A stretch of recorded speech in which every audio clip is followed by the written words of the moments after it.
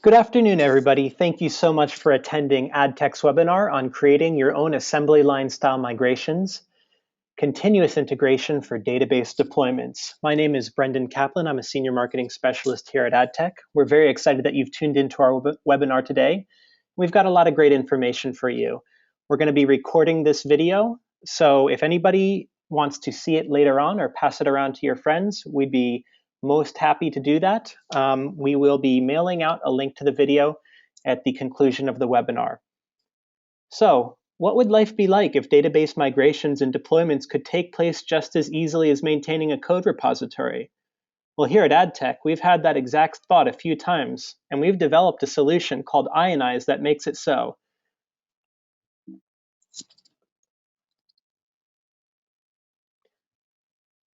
So in case you are tuning into our webinar through some other source for the first time, who is AdTech?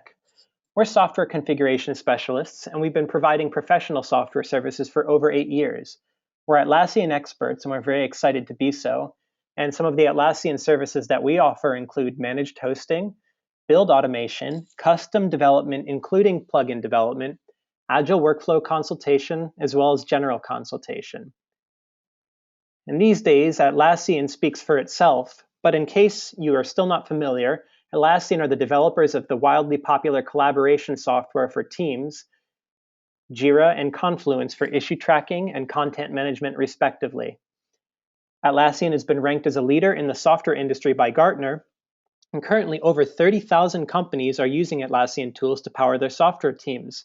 However, Atlassian's application is not just limited to the software world and is seeing great use increasingly in defense, finance, and healthcare. So we're very proud to be partnered with Atlassian.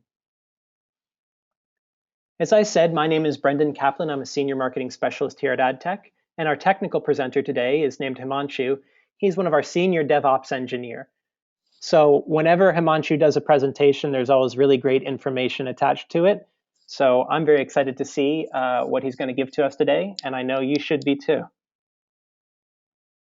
So in today's webinar, here's what we're going to cover.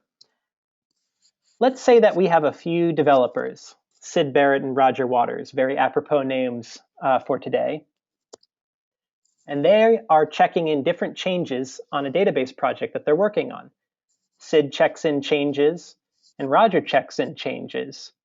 Now, normally, these changes would be very difficult to keep track of due to naming conventions, tables, and other discrepancies that might appear between the changes that they make. So what we're going to do is we're going to integrate these changes in an integration environment. And through our solution Ionize, those changes are going to be sent back to our developers. Sid is going to get all the changes that Roger has made, and Roger is going to get all the changes that Sid has made. This is all going to be stored in one central location, and it's going to be very easy to move forwards and backwards through all the changes that the developers have made. So this solution that we've created, Ionize, has two phases, the deliver phase and the deploy phase. Deliver is going to track all of those changes and check them in, put them into a central manifest. And then deploy is going to distribute those changes back over to the developers who have committed them. Now, with this webinar, we like to give complete solutions. So if there are any questions, I want you all to feel free to ask them at any time. Feel free during the webinar, after the webinar, to use your questions bar in the GoToMeeting or GoToWebinar tool. And we'll make sure to get those answered for you during a Q&A session immediately following this webinar, or send answers to you at a later date as well.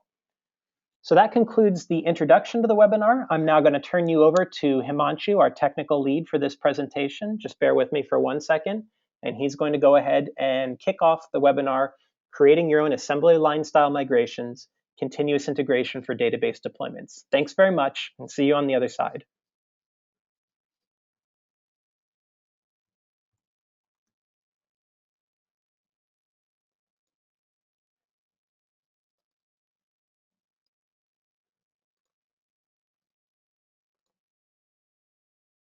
Hi, everyone.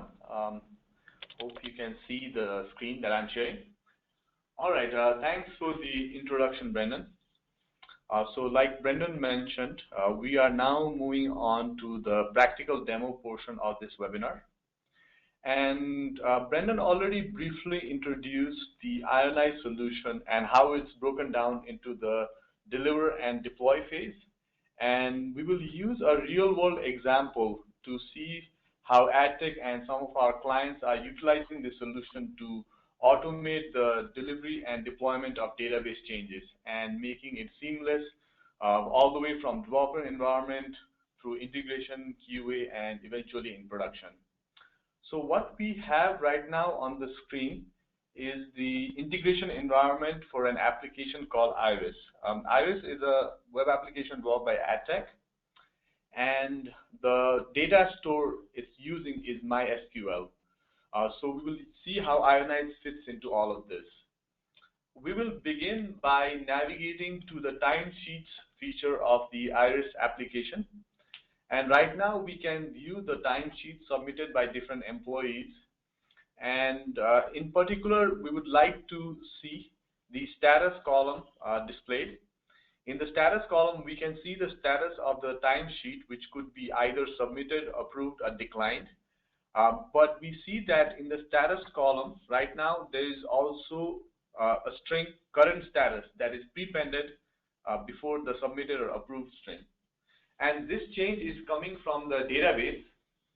And we would like to basically fix this issue. But before that, the tester would proceed to raise an issue.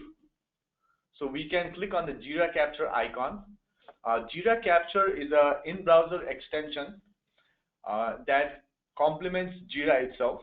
The convenience it provides is within the browser itself, you can automatically take a screenshot at the click of a button like we did just now. And we can also proceed to annotate the section that requires change. So in this case, we've highlighted an example from the status column. We can annotate it with the change, saying that we would like to remove the current status string. It also has a template feature which can fill out some of the fields in advance when it's creating the issue. Next, we can proceed to create the issue. So it informs us that Iris 1617 has been created. When we click on it, it will open up the issue, and we can see that there is an attachment next to it. It has the annotated screenshot that we entered using Jira Capture. Next, the developer would begin to work on it. We have Jira integrated with Stash in order to make the Git-based development workflow more convenient. And what this provides us is the flexibility to start creating a feature or a bug fix branch by starting from within Jira itself. So if you look on the right side, there is a section called development. So from the development panel, we can click on create branch.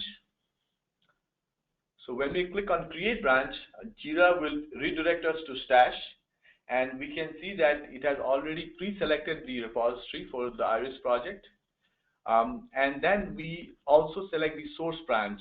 And the source branch could be typically the main line of the project, could be a branch like the master branch or a release branch. For our demo, our main line is considered the demo branch.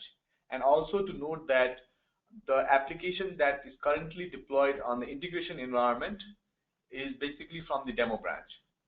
So we'll proceed to branch off into the Iris 1617 branch. Now that we have created the branch, next we would switch to the developer's view.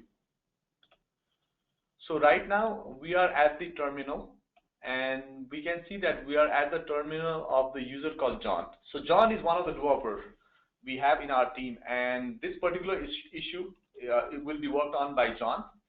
So John will begin by switching to the Iris 1617 branch. Right now we can see that the prompt shows us that we are on the demo branch, but because we have a specific bug fix branch created, we would switch to that. So we use the git checkout command. Now, as we can see, we are on the Iris 1617 branch. Now, this particular change we'd like to make in terms of how the string is returned to the front end. this value is being returned by a MySQL function. Next, we would switch to MySQL Workbench, which is basically a GUI-based MySQL client. And as you can see, we have different databases set up for the Iris application. The one we are going to select is the database used by John in his development environment. And in Workbench, we can drill into the Iris schema. Next, we can drill further into the functions, and we can select a function called status link. And this particular function is responsible for returning the value displayed for the timesheet status on the front end. We will begin by altering this function. A very minor change is required, which is we just need to simply remove the current status string that is currently prepended to the status returned from the database. We apply this change. Next, let's switch back to the browser for a moment. Earlier, we were viewing the integration environment, but right now, if you look at the URL, we are in John's development environment, which is at irisjohn.attic.com. The status is still showing us the old value because we have not refreshed the page after the change. Next, we will proceed to refresh. So when we refresh the page, we can see that the status has been updated. So just to recap, keep in mind that we are not in the integration environment. We are on John's local development environment where the change was applied to the database.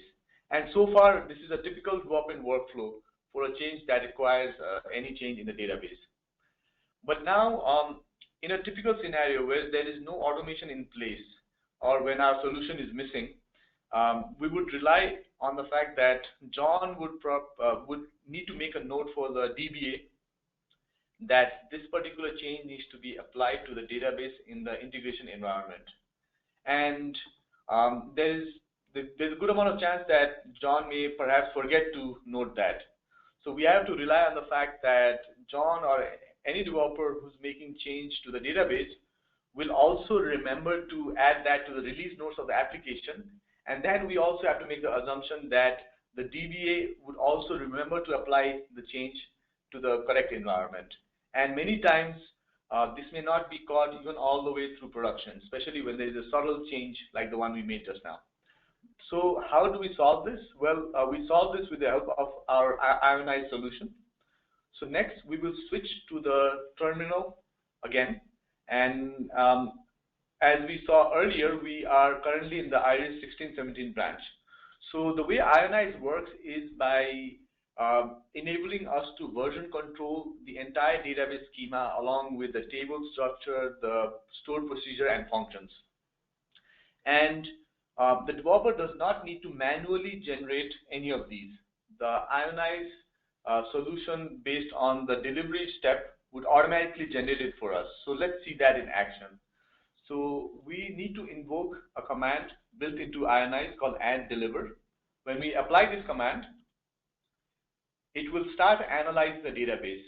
And what add_deliver does is it analyzes the entire database, basically the database in John's development environment, and it compares it with a baseline in terms of how it's checked into the version control.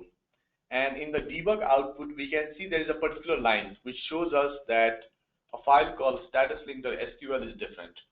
And also we can note that statuslink.sql is a plain text representation of this function, and it's also following a proper directory structure that's automatically generated by Ionize. So it's under the top level SQL and the subdirectory called functions.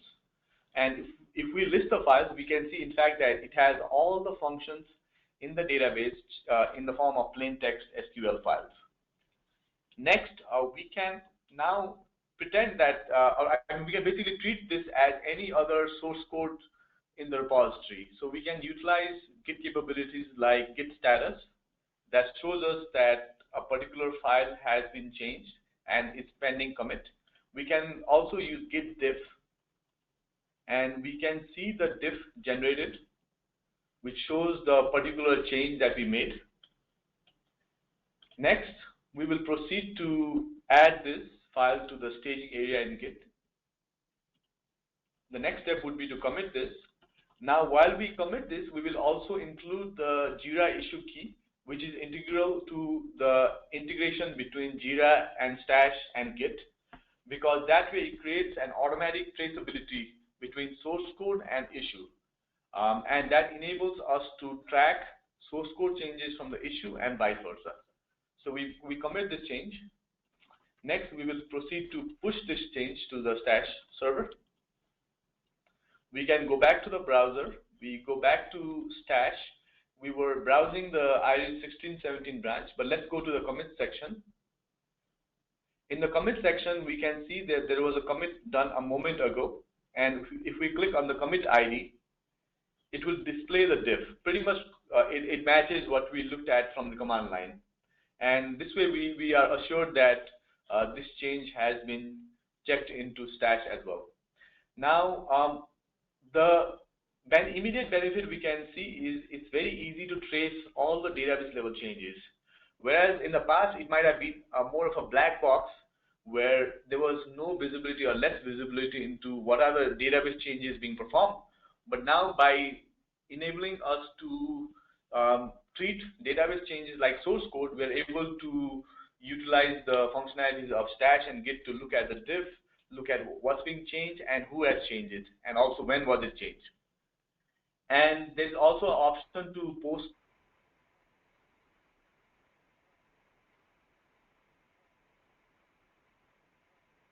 and to conclude on this, John is done with making these changes. So John would proceed to create a pull request.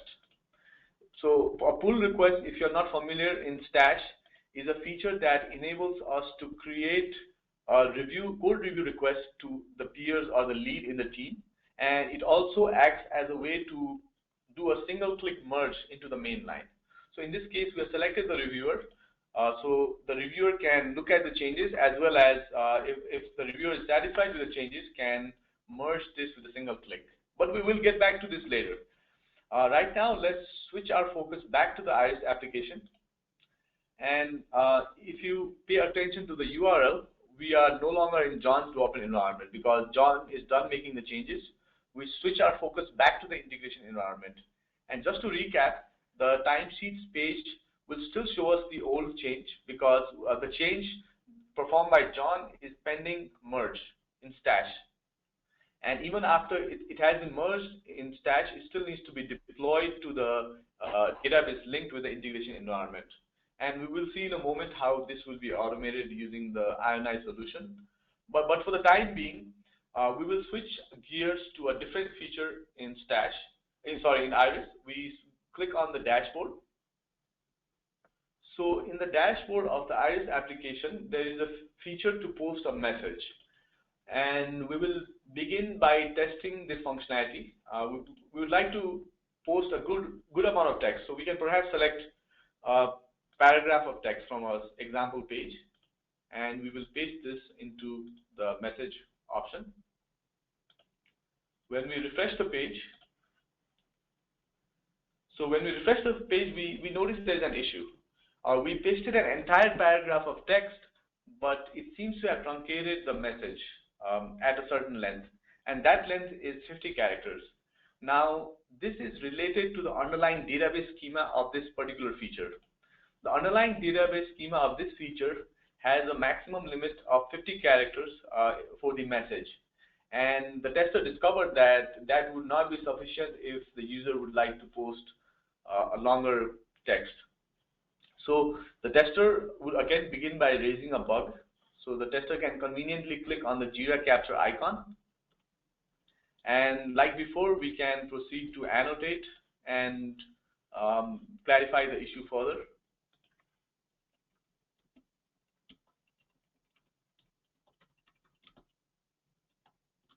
So the tester is requesting that the length should perhaps be increased to 5,000 characters, and we will proceed to create the issue. So we get the prompt that Iris 1618 has been created, so we can click through to that issue. So we can see the issue has been successfully created along with the annotated screenshot. And like we went over before, we can conveniently click on the create branch option.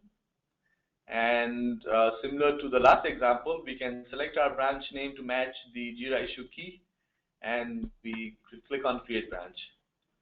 So the branch has been created for this particular issue as well. Now, to keep this as realistic as possible in terms of the overall development workflow in a team scenario, we assume that this particular task is assigned not to John but to a different developer. And we go back to the terminal, and we will switch gears to the terminal for the developer called Lisa. And Lisa is currently on the demo branch, and she will proceed to fetch the latest changes from stash, and she will check out the iOS 16.18 branch that is assigned to her for this particular change. Next, we can basically make the change in the database. We go back to Workbench. We can see that in Workbench we have the database connection set up for Lisa's environment as well, and we will click on that. It takes us to and basically connects us to the database environment that Lisa has set up. Now, this particular change, like I mentioned before, involves changing the database schema for a particular table called chatter. So we can drill into the table section, further drill into the chatter section, and we click on alter table.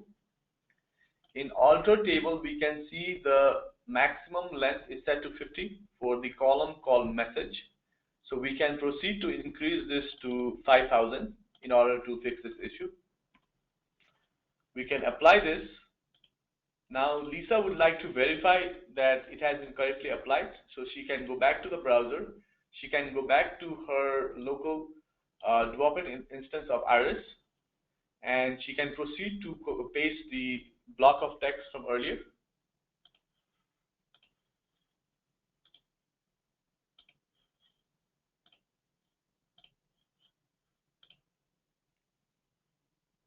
So we copy paste the same block of text that failed in the integration environment.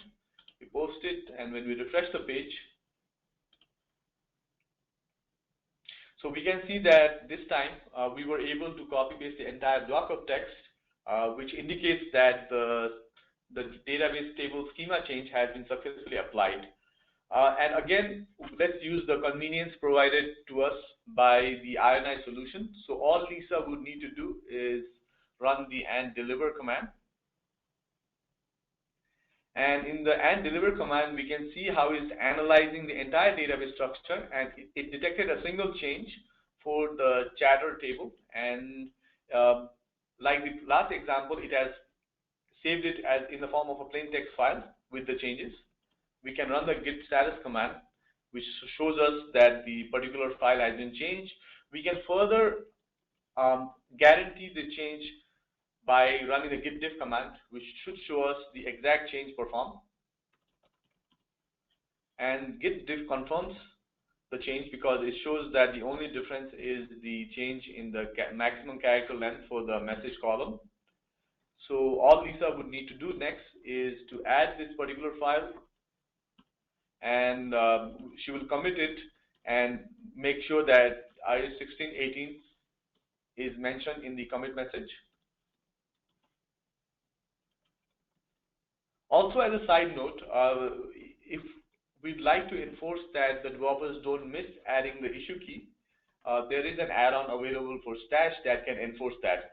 So if the developer misses out adding the issue key in the commit message, the add-on can reject the code push to Stash. So that's a nice way to enforce this policy. So we made the commit. Next, we will proceed to push it. So next, let's switch back to the browser. Let's go to Stash. And if we go to the commit section of the 16.18 branch, we can see there was a change a moment ago. We can click on the commit ID. And when we click on the commit ID, it pretty much shows us the same diff that we observed when we ran the git diff command locally. And next, since Lisa is done applying the changes, she would like to create a pull request. in order to submit this change and also to request that this feature be integrated to the demo branch. So Lisa can select the reviewers for this particular change. Now let's switch gear to the reviewer's perspective.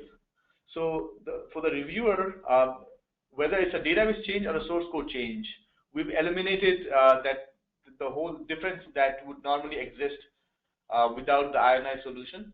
But with the help of the ionized solution, the reviewer can treat this like any regular code review. And if we switch the pull request section in Stash, we can see that the last two pull requests for this project are the changes submitted by John and Lisa. So let's review John's change. The reviewer can go to the diff section and confirm.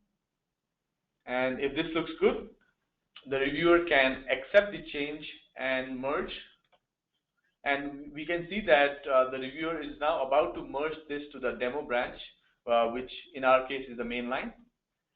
Similarly, we can go back to the pull request created by Lisa. And if the reviewer finds it acceptable, the reviewer can proceed to merge the change. And we can also note there is also option to decline. So for instance, if the reviewer notices that there is an issue with the change made in the database, the reviewer is able to reject it at this stage itself. And it's a very powerful concept because this allows us to filter the changes being done into the main line. So there is less chances that we can introduce errors into the main line, and there is less chance of propagating this error to the integration environment and even to production. So this has helped us reduce the error rate pretty significantly at all locations where we have deployed this solution. So in this case, let's proceed to merge. So we merged both the changes. Now, let's keep in mind that these changes have been merged to the demo branch. However, these have not been deployed yet because this still needs deployment at the database level. And again, without a solution like Ionize, there is no option but to rely on a DBA to make these changes manually, carefully, and in an error-free manner. However, Ionize automates that, and we will see that the second half of Ionize is the deployment feature. And commonly, this can also be set up with a continuous integration tool like Bamboo, where it automatically detects any database changes on the main line, and it can automatically run the deploy command. However, to understand this better, let's deploy it directly from the command line.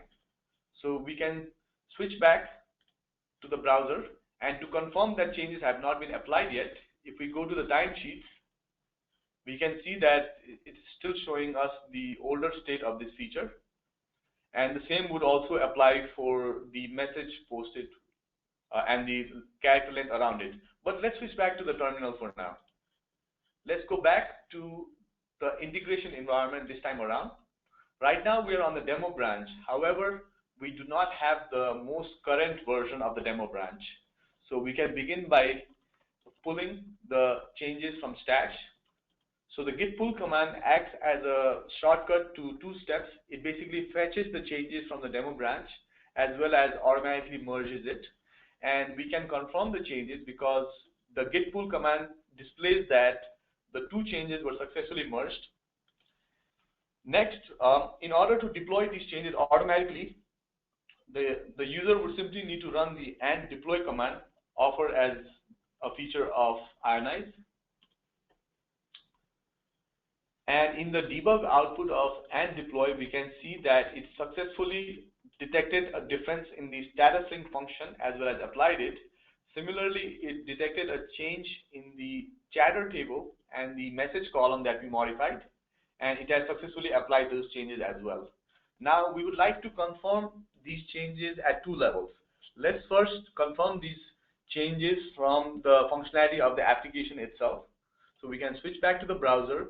Keep in mind the URL is pointing to the integration environment, and if we refresh it, we can see the status column has been fixed, which implies the underlying database change has been successfully applied. And if we switch back to the dashboard, let's attempt to copy paste the large block of text from earlier.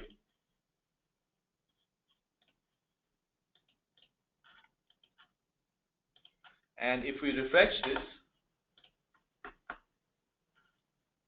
we can see that even this particular change has been successfully applied. And we can further confirm this if we go back to Workbench. We also have the database connection set up for the integration environment and its corresponding database. We can drill down to the table. So we can drill down to the chatter table, and if we examine the schema, we can see that the change in terms of changing the length to 5,000 characters has been successfully applied, and the same goes for the SQL function as well. All right, so that's about it in terms of the demo portion of the webinar.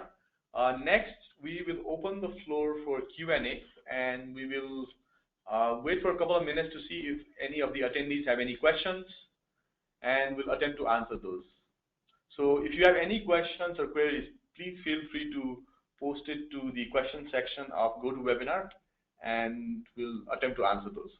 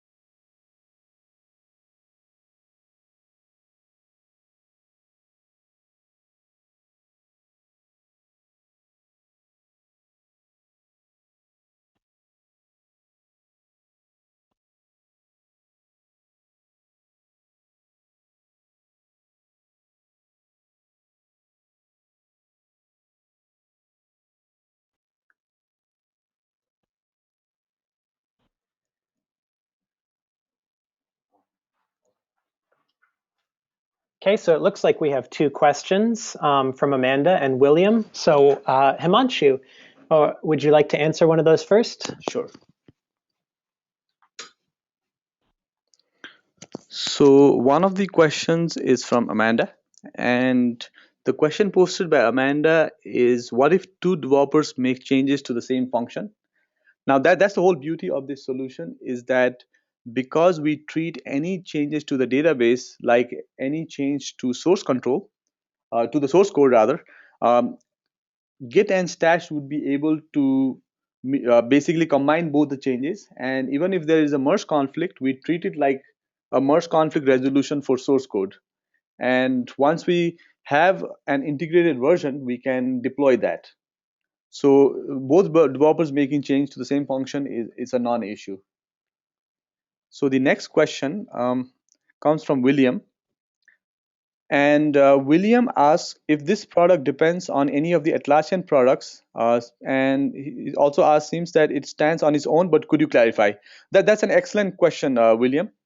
So as you can see, we were able to demonstrate the core functionalities by itself. INI is a standalone solution. However, being Atlassian partners, we are definitely fans as well as advocates of the entire suite of Atlassian tools, especially around software development. And we find that it fits really well into the workflow of creating issue in Jira, creating which can assist us to create the branch in Stash and in Git with a single click.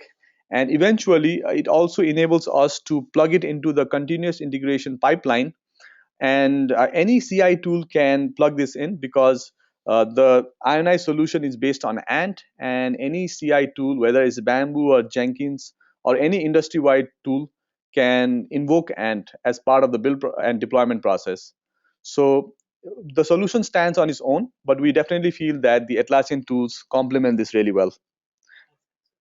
And there is a follow-up question from William. And William asks how this product differs from Liquibase. I like the fact that it's integrated with the rest of the common drop-in process. So liquid base, I don't think we've evaluated into great detail yet, but maybe after the webinar we can do a follow-up and compare it with liquid base. However, we did compare our solution with existing solutions out there, and like your comment, what we love about it is the simplicity and the transparent nature of this solution. It's very convenient to plug this into existing projects without having to set up a very complex tool, without having developers to relearn their entire drop-in workflow. So I would say that in general, the strength of the ionized solution comes from its simplicity and how easily you can integrate it into your existing development process. So it looks like there are no further questions. As usual, Himanshu, thank you so much for a great technical presentation. If anybody thinks of questions later on, please feel free to use this GoToWebinar control panel, or alternately, you can view our Facebook page, facebook.com/adtech, ADDTEQ, or visit our website, www.adtech.com. Alternately, you can send an email to us as well through this GoToWebinar control panel. And I just wanted to thank everybody once again for tuning in. I know that there was a lot of information. We're going to be sending out a recording of this information so that you can feel free to review it at your leisure. Thanks again, everybody, and hope to see you next time. Have a great afternoon.